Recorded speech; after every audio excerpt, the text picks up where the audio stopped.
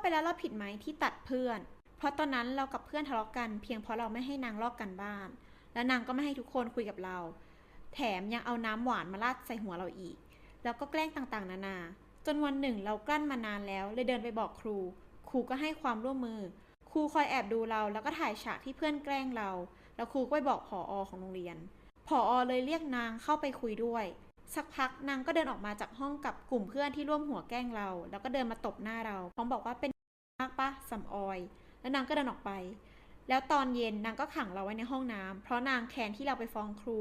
นางขังเราไว้นานมากตอนมีป้าพันลงเดินเข้ามาเปิดประตูห้องที่เราถูกขังเพราะเราถูกล็อกจากด้านนอกเรารีบขอบคุณป้าแล้วไปบอกผอ.และตอนเช้าของวันถัดมาเราไม่เห็นนางมาโรงเรียนอีกเลยและเพื่อนๆก็ซุบซิบกันว่านางโดนไล่ออกเพราะเราผิดหรอ